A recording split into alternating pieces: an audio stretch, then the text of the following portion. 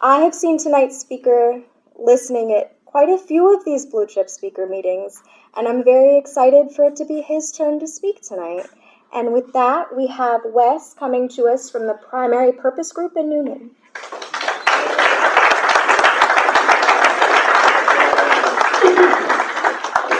I'm Wes, alcoholic. Yes. Glad to be here back at NABA.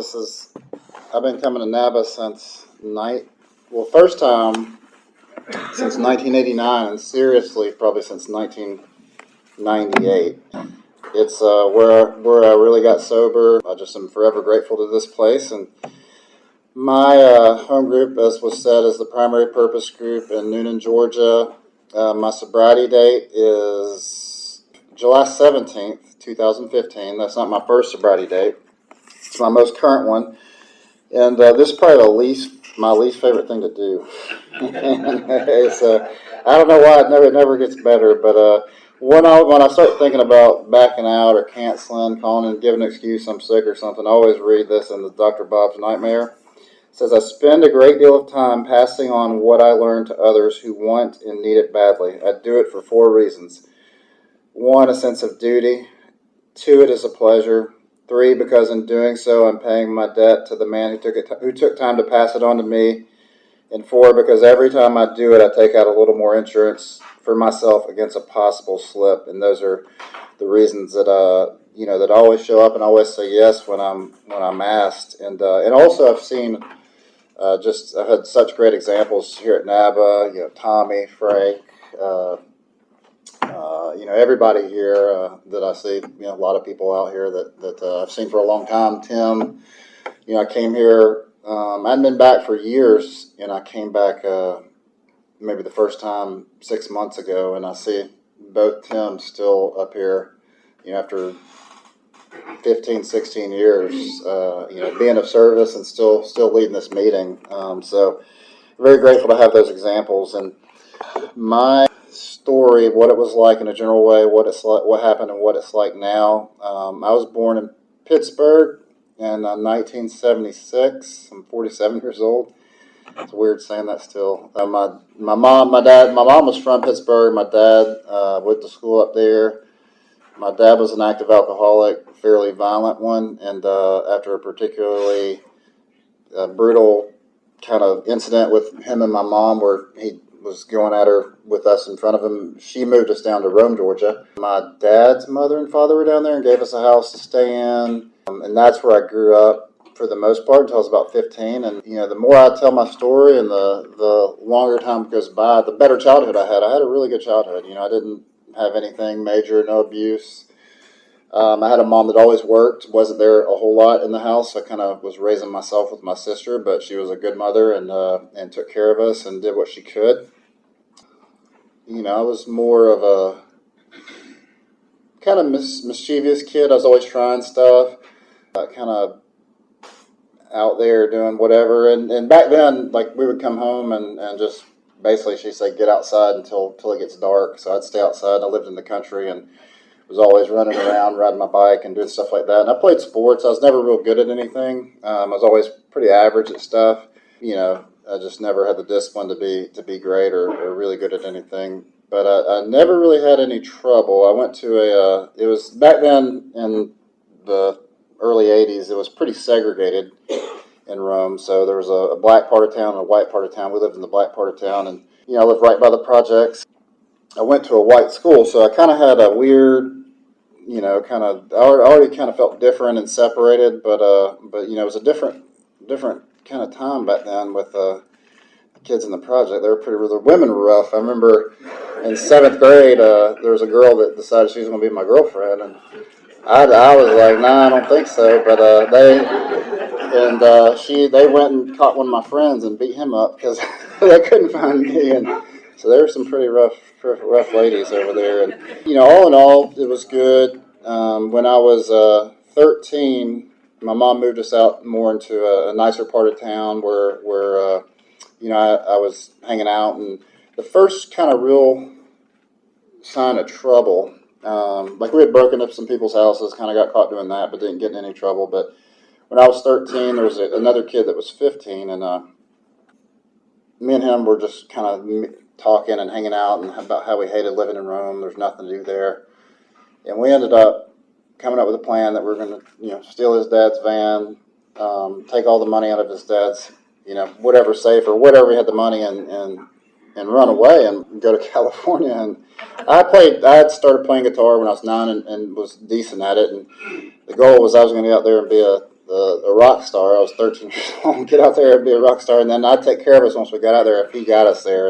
And we actually made it out to Los Angeles. He was a 15-year-old and I was a 13-year-old. We made it out there and got caught within a week. And thankfully, because I think we had about $15 in quarters left when we got caught. We got caught, and our parents said, the police said our parents could either pay for us to come back, or the state, we could stay out there in YDC and the state would ship us back after 2 weeks. So our parents brought us back, and he immediately kind of went to his dad, went home, and just went out and did whatever he wanted to do. My parents told me, hey, we're going to go take a trip and talk to some people. And that was over to Ridgeview, and we got there, and I stayed, and they left, and I ended up staying in Ridgeview for 2 months. At this time, the first time I'd ever drank was when we were out in California. I drank some gin, and I really didn't like it. It was not, didn't taste good. I did get drunk. I liked the feeling of that, but I don't remember any, like Joe and Charlie and their tapes talk about how wonderful alcohol makes you feel and all that stuff. I don't remember that being the situation, but I'd never done drugs. I'd always been kind of scared of smoking pot. People had offered it to me before. So I'm in Ridgeview, and that's when they mixed the psych ward with the drugs back then. Like the under 18, they mixed psych and drugs.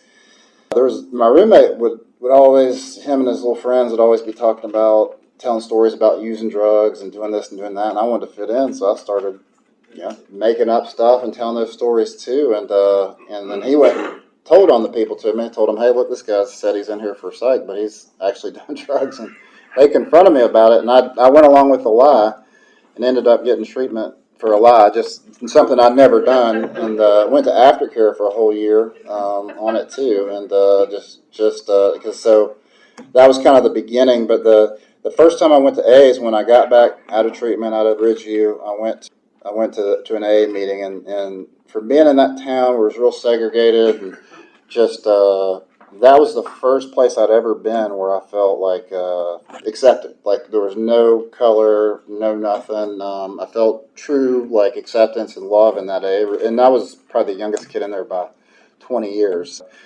But I went to AA meetings. I didn't really have a problem at that point, so I didn't think about it too much. Just was doing it because I had to. And my dad used to always tell me, he's like, Wes, you're going to get in trouble one day, and I'm not going to be able to help you get out. And he was constantly saying that to me because of the way I was behaving, and I never understood it till later on. I did pretty good for the next couple of years. Got arrested for selling pot. That started trying to have a little business. I was always trying to make a little bit more money than I had. I think my allowance was probably $5 a week. I got in trouble when I was 15. Got arrested. Put on probation, and my dad decided I'm going to come live in Atlanta. I came up here, and he's a really strict disciplinarian. And I think my grade point average was probably, I don't know, maybe 1.0 or 1.2 or something like that at that point. So he got me on a path to straighten everything up and start to improve my grades, and kind of rode me for a couple of years, and probably those were the 2 most miserable years of my life to this day, just because he was just such a taskmaster. When I was roughly 17 or so, I was basically just dry, raw nerve. I couldn't get any relief, and I was somewhat depressed, I would say, but more that showed up as like irritability, restlessness, discontent, not necessarily sadness. I started drinking again on the weekends. That took the edge off. I started selling drugs and got into that heavily. And then I quit high school right before I was about to graduate, and just figured I'd go off and make a living selling drugs. And so that's what I was doing. Throughout that whole next year, like I'd never tried drugs up to this point. I'd been drinking lightly. I had done a little bit of acid and stuff like that. I'd never done anything serious. I didn't like pot. I talk slow, walk slow, so I don't need to be any slower. So I didn't like anything that slowed me down. I tried cocaine for the first time. Like it says in the book, where he tried gin and sedative and he was on the rocks. That's what happened to me. And I figured out it was really hard to sell cocaine when you were doing it. And same thing with meth. I started doing that, and I had a very short career with that stuff because I got super spun out. And I gotten into with some bad people, and what we were doing was going around and robbing other drug dealers. So we were stick up kids. We would rob other drug dealers. We would rob our own customers, and you run out of customers real quick like that, and you get a bad reputation. My world had started getting smaller and smaller to where I couldn't go anywhere because without somebody looking after me, because there were people trying to get to me.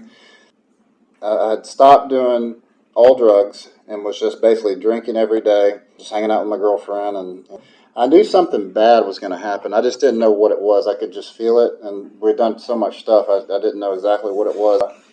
I had a series of arrests, just stupid stuff. Like I got arrested on the same road. We got pulled over 3 months before. The cop wanted to search the car. We told him he couldn't. Somehow he agreed to let us leave the car there if we got somebody to come pick us up.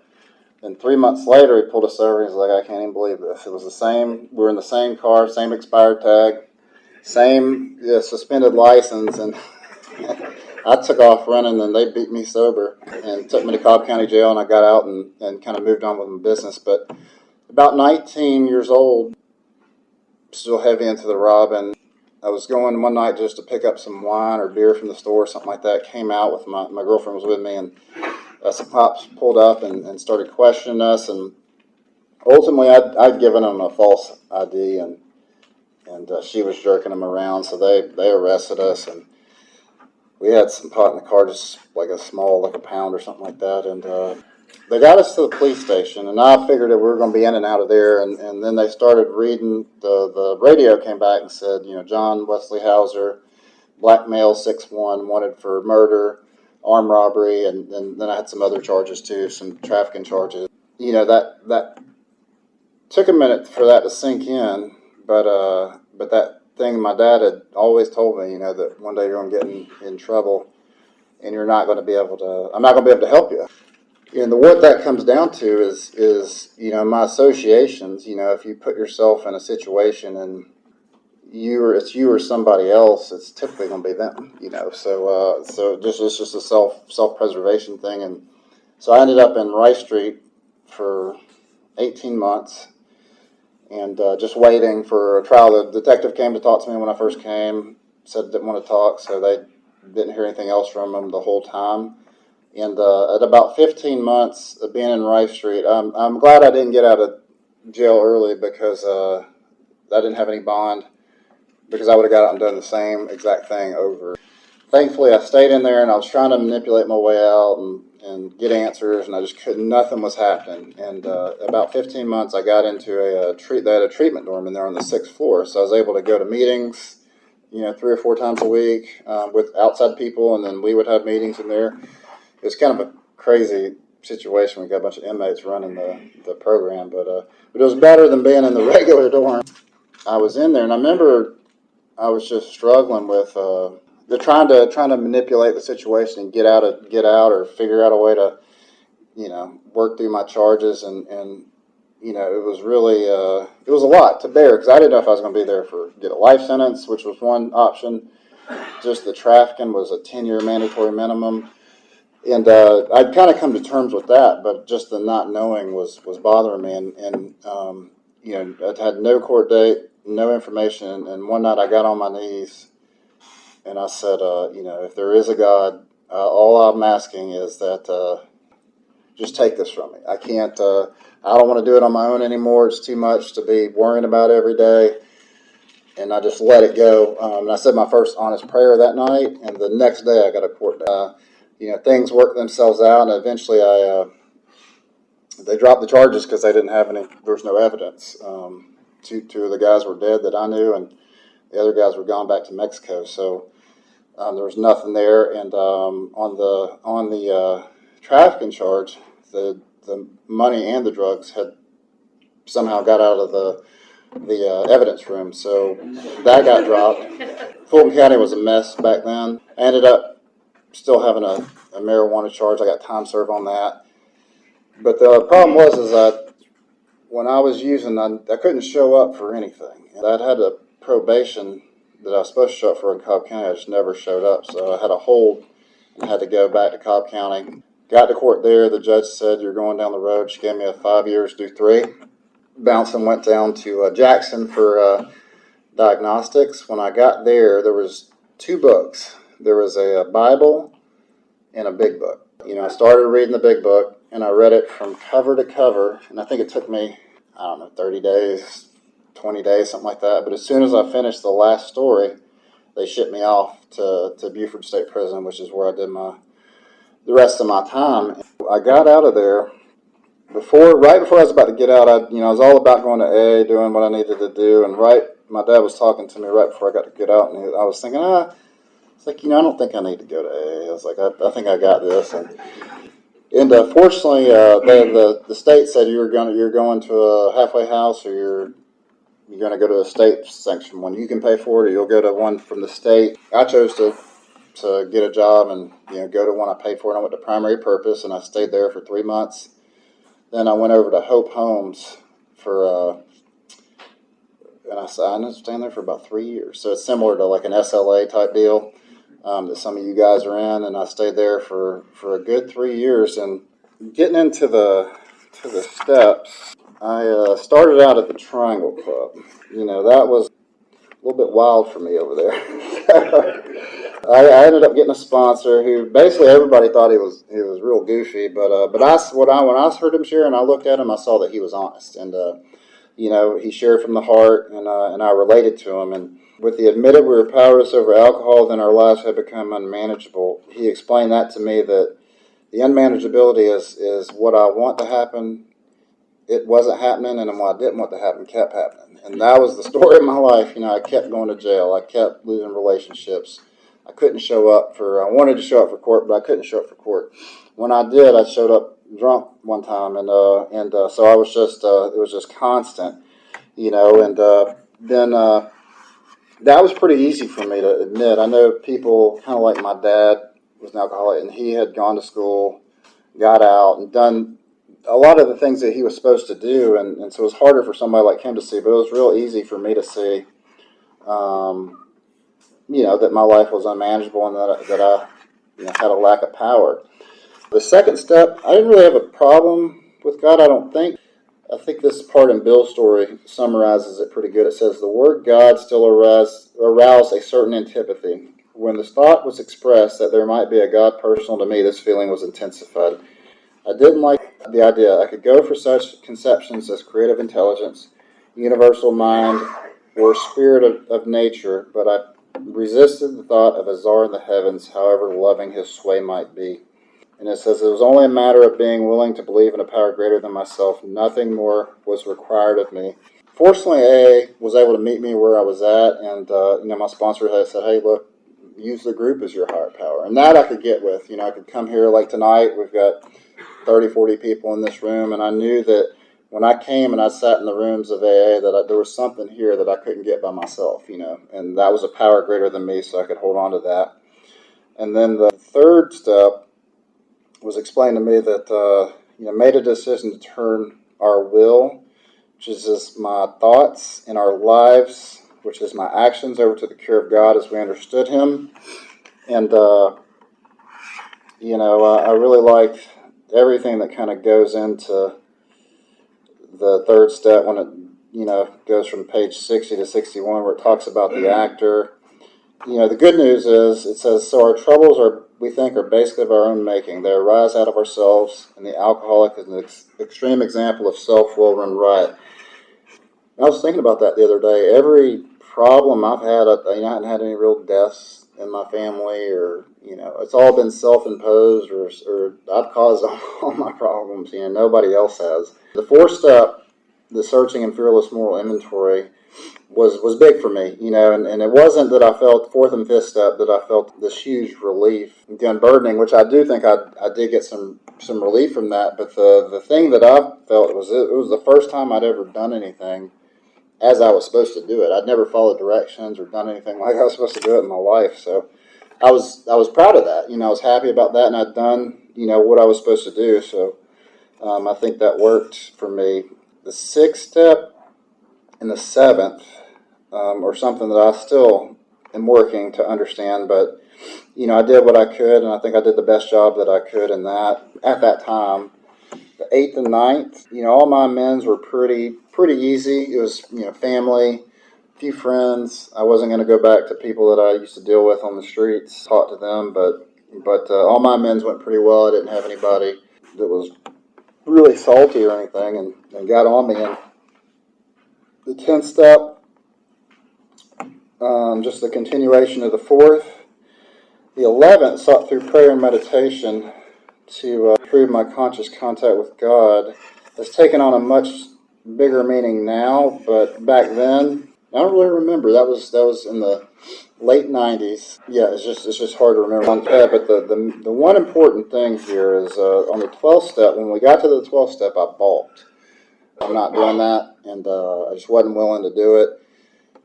And my sponsor sat with me for about 2 weeks to a month on that, and finally he's like, "Look, I can't work with you anymore if you're gonna balk on this." And I think I was about 2 years sober at the time, so he got rid of me. He fired me. I ended up just kind of sponsoring myself for a little while, and I met a guy at the Biscayne Room one night. I was about 3 years sober, and he talked to me for about 10 minutes. And then he's like, "I'm going to be your sponsor." He's like, "Because you're going to drink." I don't know what I said. I probably was just telling him how many meetings I was going to, that I was, if I had a sponsor, just some basic questions. Whatever I said to him, he was real concerned and told me that, he thought I was headed for a drink. And that man, I believe, saved my life, or at least saved me from going out and relapsing a lot faster. I have no opinion one way or the other about this, a group that's been kind of banned from every clubhouse you can be banned from.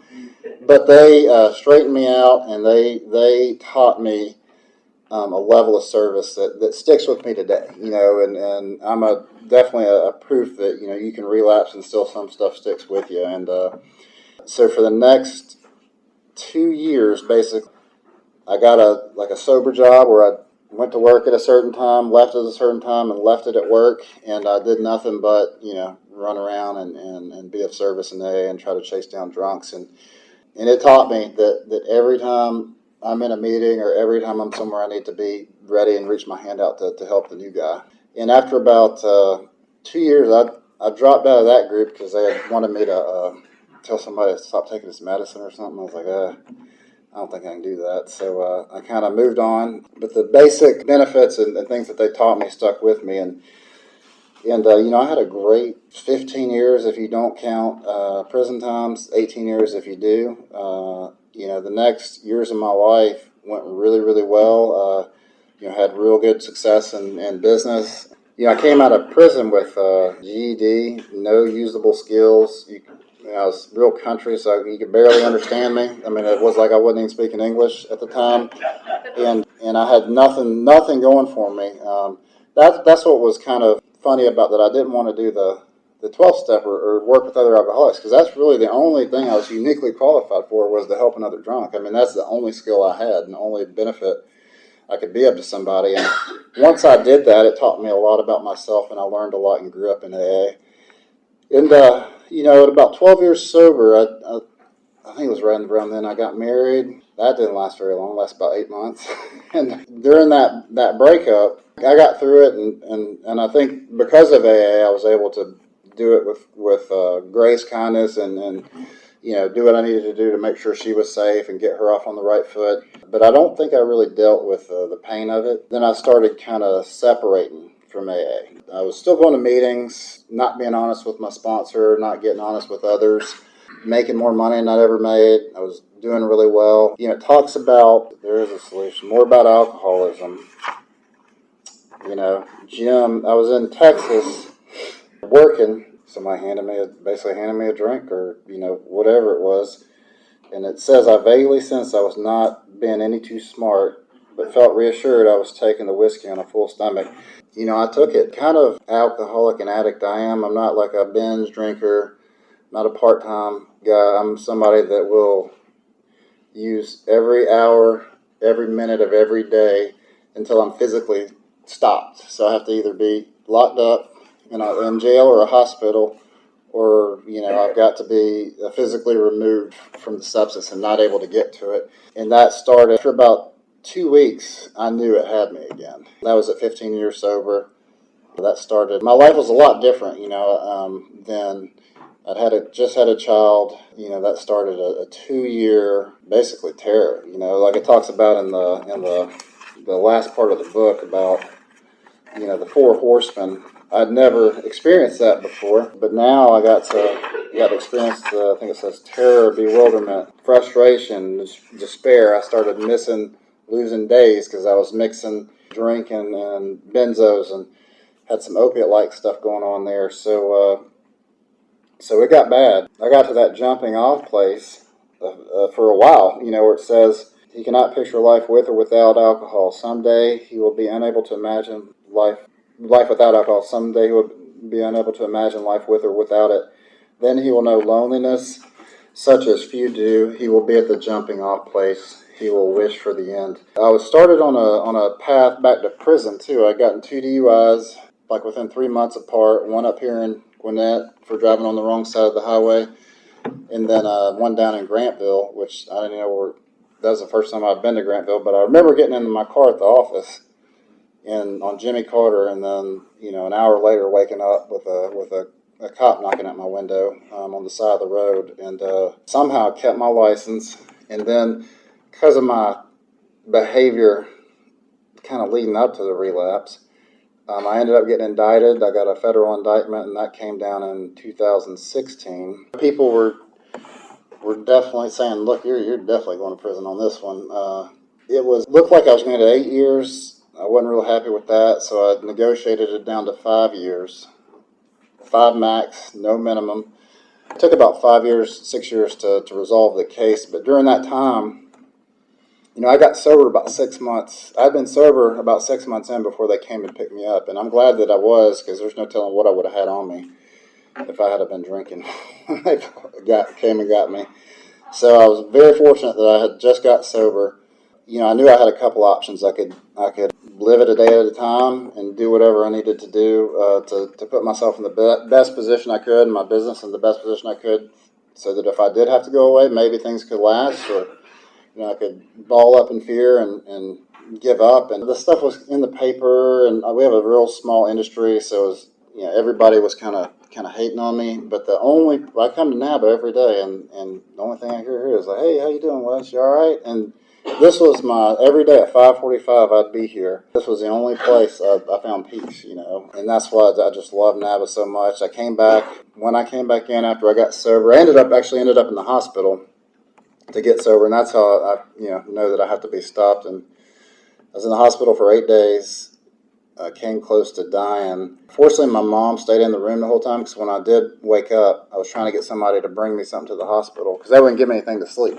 I kept asking the doctor for something to take the edge off or take the pain away. They wouldn't give it to me, so I was trying to get somebody to come up and bring me something, but she stayed and made sure nobody came in the room.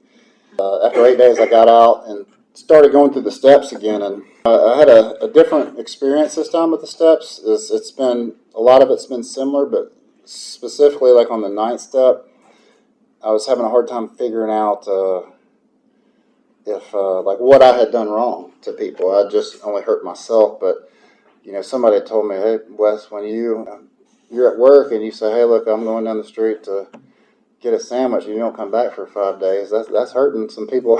That's making people a little bit unsure about where they work, and if this guy's going to if it's going to be there. And so stuff like that, I would just had to kind of go through the steps and get a new perspective. But all in all, obviously I didn't go to prison. I'm standing here today. That worked itself out. I've got a great relationship with my family today. I've got a real good relationship with my son's mom. And those are a lot of different things that could have went real south, if I had kept on using and drinking. And, I was able to, I almost lost that business, but I was able to revive it, sell it, and retire a couple of years ago. And it's all because of AA. I had there's no reason I should be here, or that I should, that I would be here if I didn't have AA to to kind of guide me. And service for me has taken on a new, I guess, urgency. I worked in the kitchen down there for a year when I first got back to NABA. The breakfast, I would, do the dishes and stuff like that. I'm very involved in my home group, very involved in kind of the service structure. I take a meeting into detox, twice a month, which just gives me so much gratitude. I sponsor guys, and I try to pass this thing along, and I can never repay what I've been given. It's just been such a great ride, and I'm extremely happy that I got to come back to NABA and tell my story, and glad I could be of service tonight, and happy to see you all, and thanks for letting me share.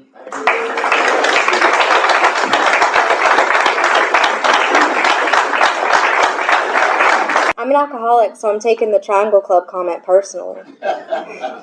Hey, you did a great job. Thank you, Wes.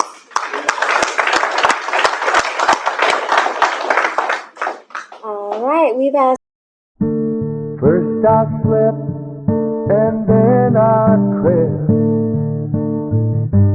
to a hope-filled dream.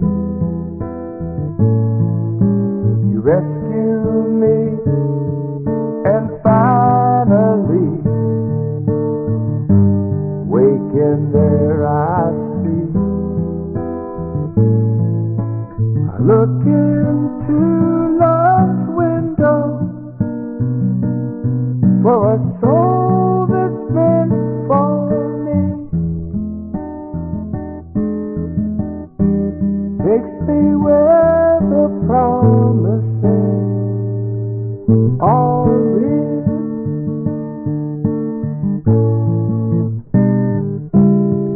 Sometimes quickly, sometimes slow,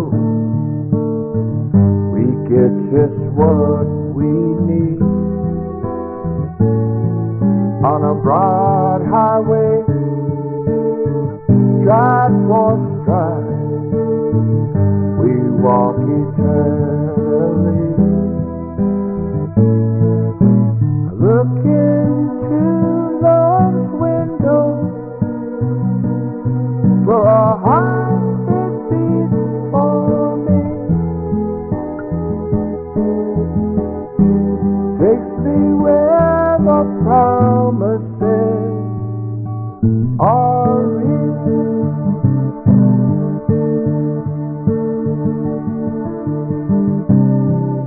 And I always long for something that sets me free. And I'd run to a world in harmony.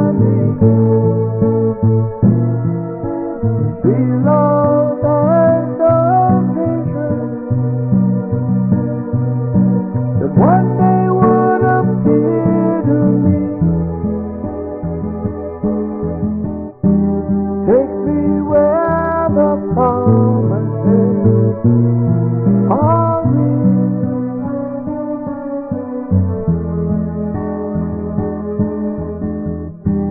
Take me where the promises